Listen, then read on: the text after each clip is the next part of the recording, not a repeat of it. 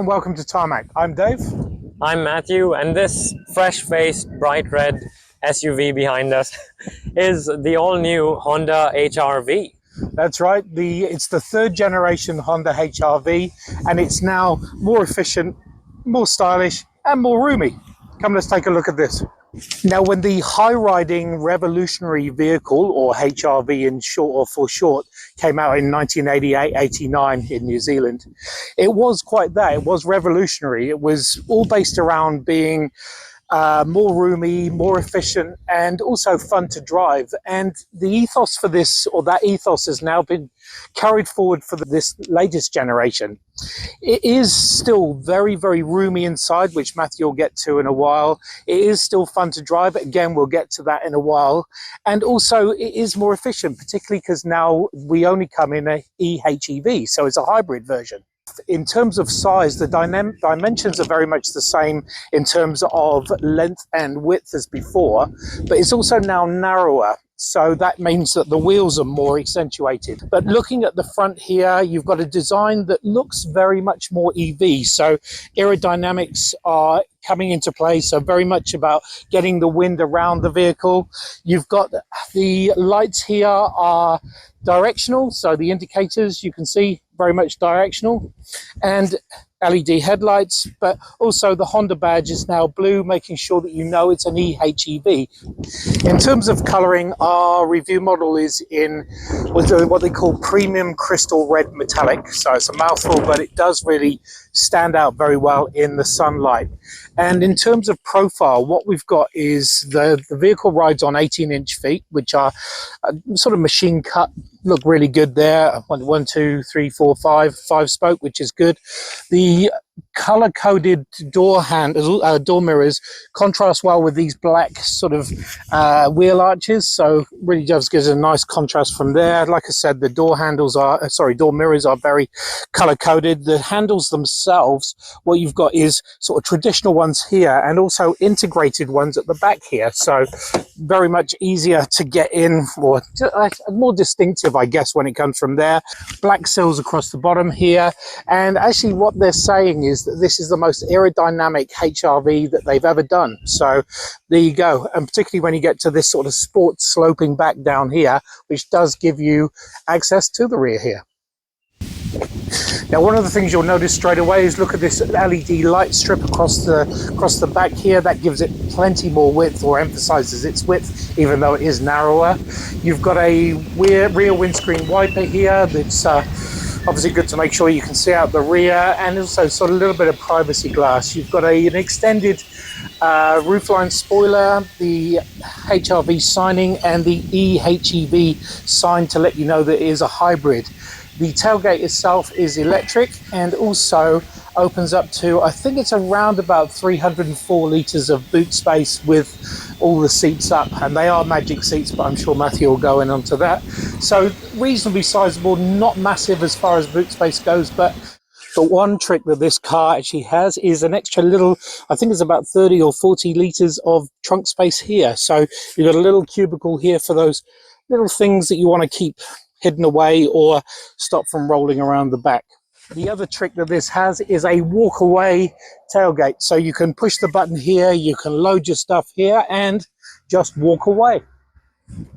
Now, under the bonnet here, what we have is Honda's very impressive EHEV system, which is basically a two-motor system. You've got a 1.5 litre ICE engine, which offers 78 kilowatts of power and 96 newton meters of torque. And that is coupled to an electrical motor which offers 127 kilowatts of power and 253 newton meters of torque.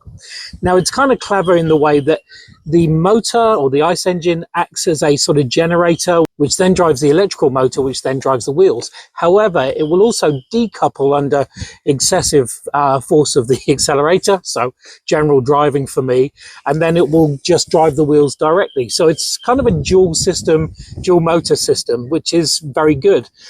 What it means is it's very efficient when it comes to the economy. So 4.3 litres per 100 kilometres in terms of efficiency.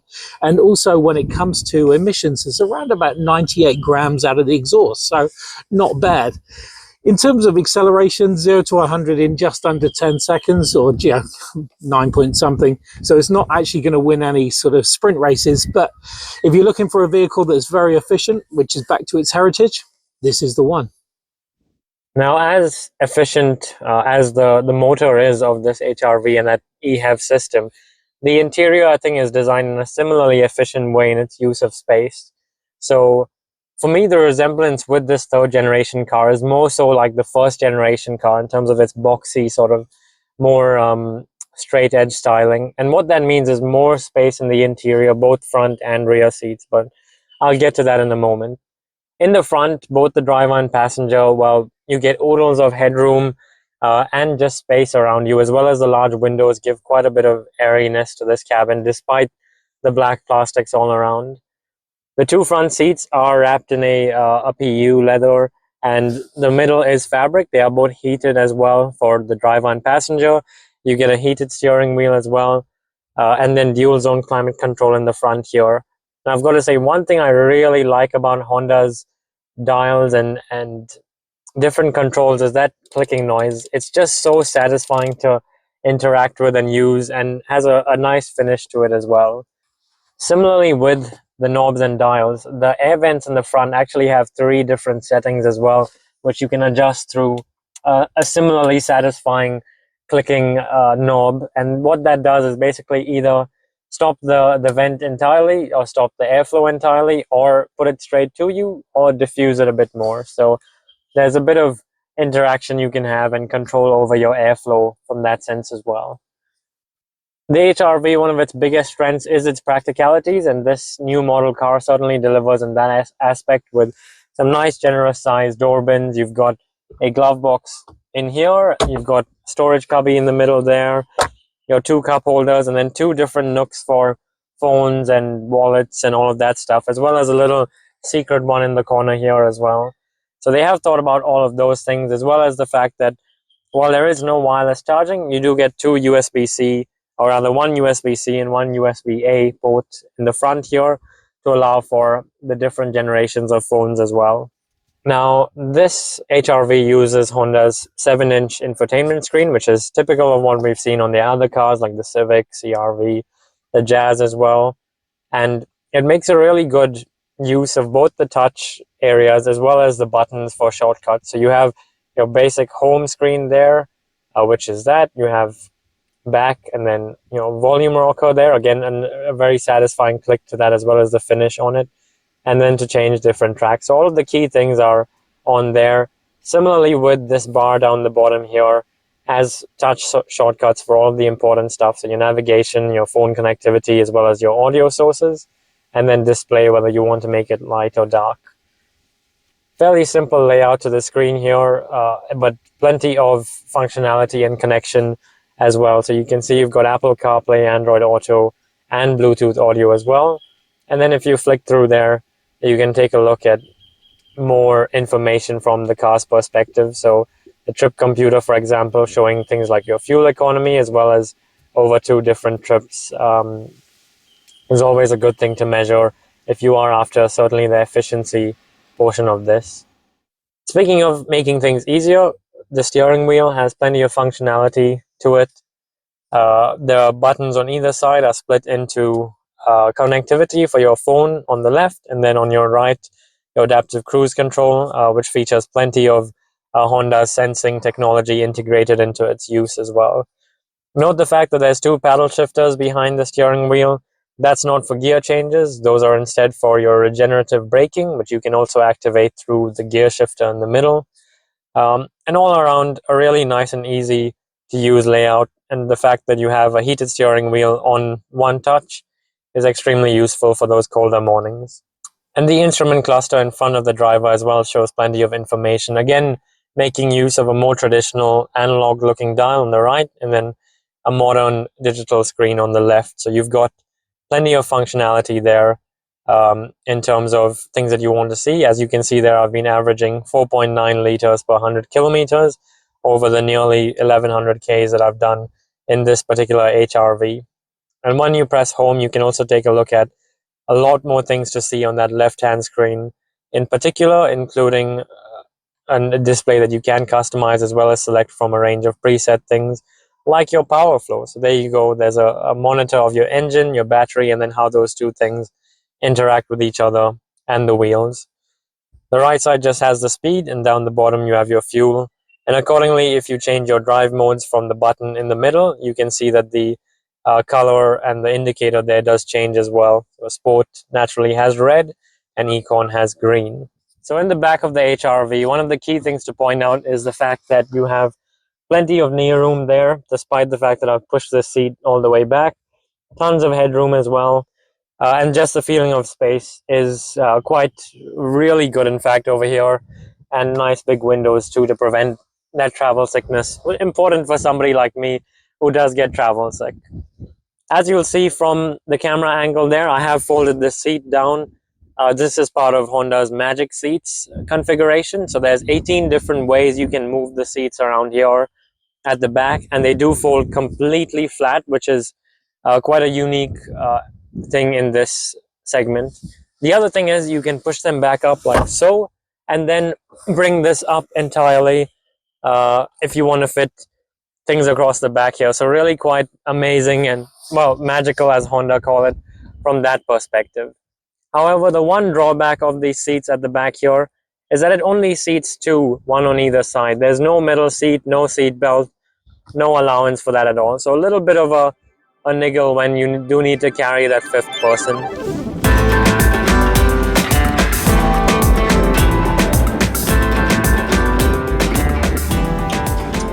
So as I said before, I've done nearly 1100 kilometers this week in this particular Honda HRV on various long trips, short trips, and everything in between, frankly. So a lot of driving.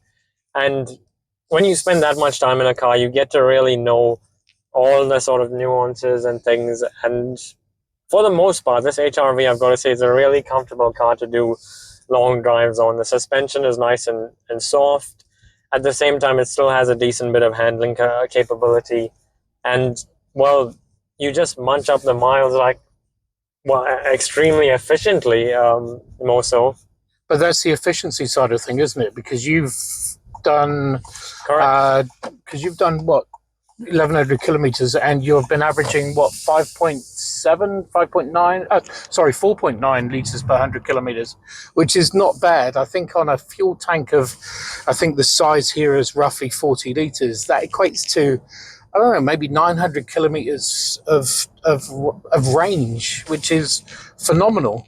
It's amazing. So I've been driving around on Econ mode, using regen braking whenever I can, and I've achieved 4.9 liters per 100 Ks on average through my long trips so far. And it's just been incredibly efficient, considering the fact that 4.3 is the factory, the perfect world figure. Yeah. That I can get so close to it within, 0.6 of a liter. Amazing accuracy, I think, from that sense. And that really does tick the boxes when it comes to this HRV, because it really has established itself as an efficient vehicle. So throwing an eHEV sort of powertrain into it has been, a genius idea. And the way the powertrain works is it's not just at low speeds where I use that complete EV power, but if I'm being gentle on the accelerator, I can even get all the way up to 80 with using just pure EV power. Yes, if you want to actually get some speed going and get it moving, you do have to kick in that petrol engine, and it does really come to life with that eCVT gearbox revving all the way up and making not such a pleasant noise. Sometimes you think, the engine might fall to bits, but it does its job of charging up the battery as well as getting you up to speed. We've mentioned speed twice or three times in that conversation, and this is not a fast vehicle, but it is very good in the handling. When I went on the launch, we did about 600 kilometers on it, and through some very windy roads, and it managed to stick to the road really well.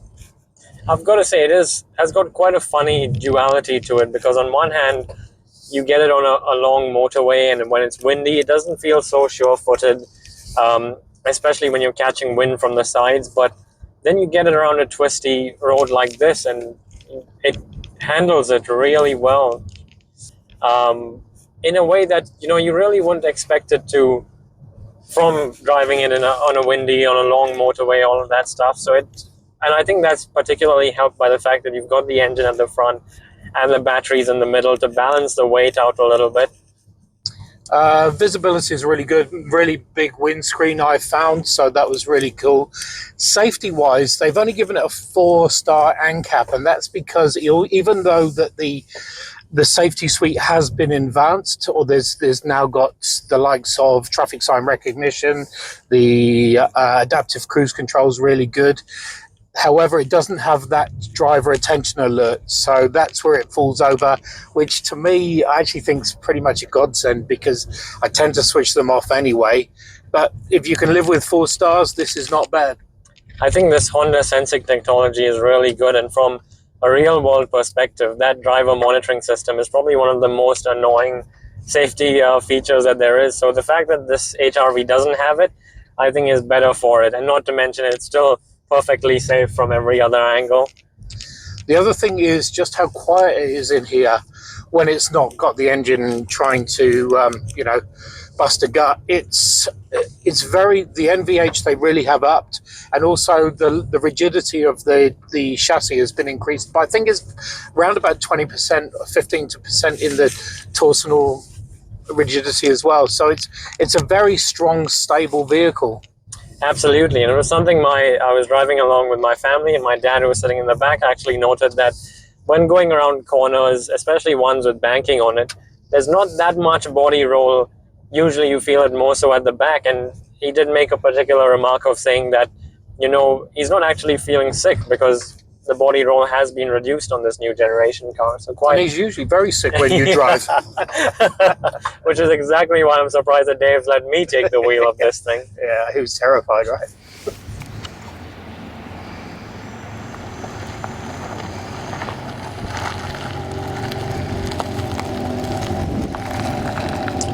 So there you have it, the 3rd generation Honda HRV. In my opinion, it's quieter, smoother, certainly very efficient, and actually roomy, providing you want to only take 4 people for a drive. You know, who wants the 5th person anyway? It's a waste of space back there. But certainly more shoulder room, more headroom for the people in the back as well as there. The front wise, better luxury, and just I don't know, it's just a huge improvement all the way around.